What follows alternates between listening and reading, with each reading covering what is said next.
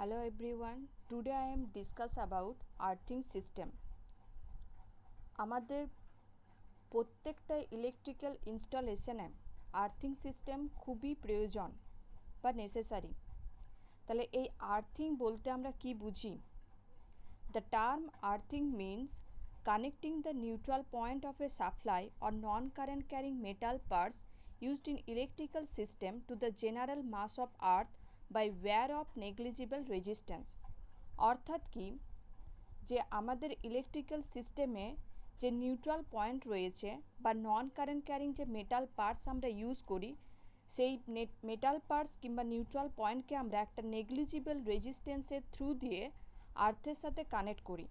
এই সিস্টেমটাকে বলা হয় আর্থিং সিস্টেম। এখানে ছবিতে দেখা যাচ্ছে যে এই কারেন্ট সাপ্লাই থেকে আমার লাইভ ওয়্যারের থ্রু দিয়ে কারেন্টটা ইলেকট্রিক্যাল ইকুইপমেন্টে আসছে এবং নিউট্রাল পয়েন্ট দিয়ে সেটা ব্যাক করছে। তাহলে এই যে ইলেকট্রিক্যাল ইকুইপমেন্টটা, এটাকে আমার আর্থিং করা হচ্ছে একটা নেগলিজিবল রেজিস্ট্যান্সের থ্রু দিয়ে। তাহলে এই যে সিস্টেমটা এই ইকুইপমেন্টটাকে আর্থিং করছে, এই সিস্টেমটাকে বলা হচ্ছে আর্থিং। তাহলে আমরা হয় এই ইলেকট্রিক্যাল ইকুইপমেন্টের বাইরের যে ক্যাসিংটা, সেইটাকেও আর্থিং করতে পারি, কিংবা আমরা যেখান থেকে ইলেকট্রিক্যাল সাপ্লাইটা আসছে সেটাকেও আর্থিং করা হয়, আবার কি নিউট্রাল পয়েন্টকেও আর্থিং করা হয়। নাও পারপাস অফ আর্থিং, আর্থিং কেন করা হয়? ফার্স্ট হচ্ছে to avoid electric shock to human body. আমাদের হিউম্যান বডিতে যাতে ইলেকট্রিক শক না লাগে, অর্থাৎ সেফটি পারপাসে আমার আর্থিং করা হয়। প্রত্যেকটা ইলেকট্রিক্যাল সিস্টেমের সেফটি আমার খুবই ইম্পর্ট্যান্ট একটি জিনিস, তাই সেফটি পারপাসে মেনলি আর্থিং করা হয়।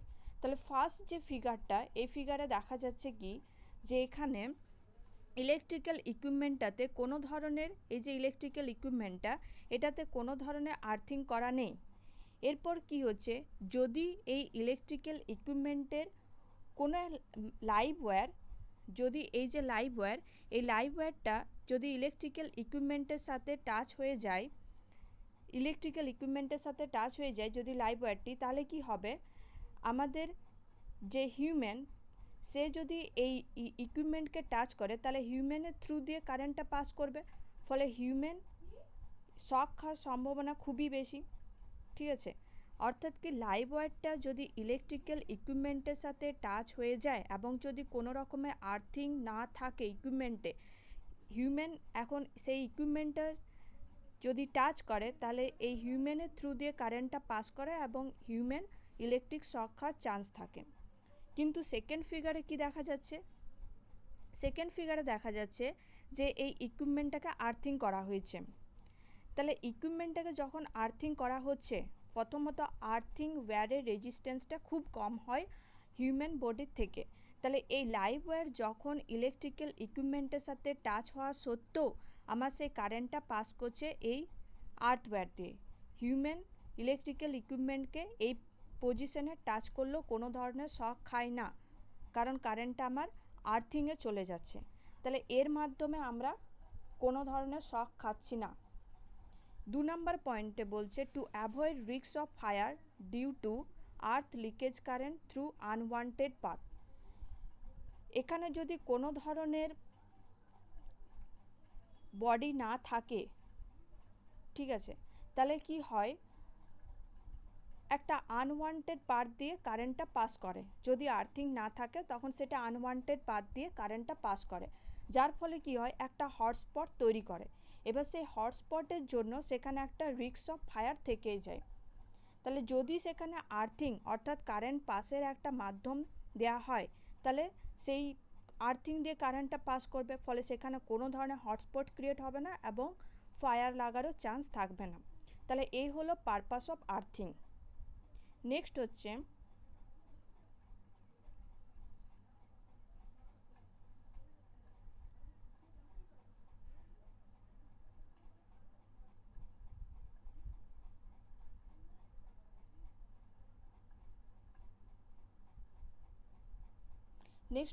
Specification of earthing in electrical installation.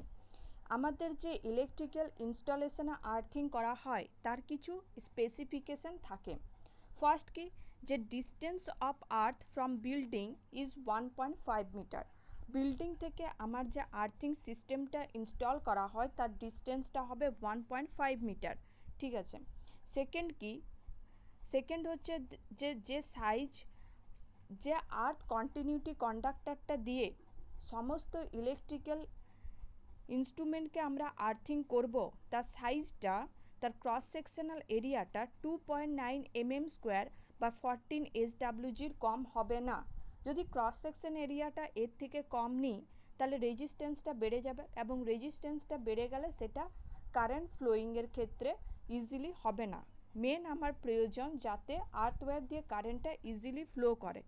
তাহলে আমার সাইজটা 2.9 mm স্কোয়ার বা 14 SWGর কম হবে না। থার্ড হচ্ছে কি, রেজিস্ট্যান্স অফ আর্থ। এই আর্থ রেজিস্ট্যান্সের ভ্যালুটা আমার সয়েলের ময়েশ্চারের উপর ডিপেন্ড করে বা সিজন ওয়াইজ ভ্যারি করে।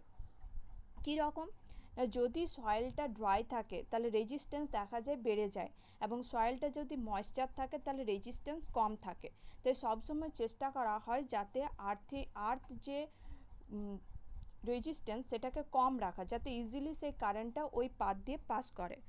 তাহলে এই যে রেজিস্ট্যান্সের ভ্যালুটা সেটা বিভিন্ন প্লেসে বিভিন্ন রকম হয় অ্যাকর্ডিং টু ISI। যদি দেখি লার্জ পাওয়ার প্ল্যান্ট তাহলে সেক্ষেত্রে আর্থ রেজিস্ট্যান্সের ভ্যালুটা খুবই কম হয়, 0.5 ওহম। মেজর পাওয়ার স্টেশনে হয় 1 ওহম, স্মল সাব স্টেশনে হয় 2 ওহম, এবং আদার কেসে হয় 8 ওহম। এই রেজিস্ট্যান্স ভ্যালুর মধ্যে আমাকে আর্থ রেজিস্ট্যান্সের ভ্যালুটা রাখতে হয়। ঠিক আছে। 4 নম্বরে বলছে earth wire and earth electrode should be same material. অর্থাৎ কি, যে ওয়্যারটা দিয়ে আমি আর্থিং করব এবং আর্থ ইলেকট্রোড হিসাবে যে মেটালটা আমরা ইউজ করব সেটা সেম ম্যাটেরিয়ালের হবে।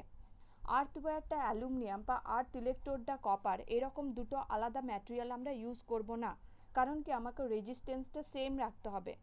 ঠিক আছে। তাহলে আমরা যে আর্থওয়্যার এবং আর্থ ইলেকট্রোড সেটাকে সেম ম্যাটেরিয়ালের নিতে হবে। থ্যাংক ইউ, আজ এতটাই।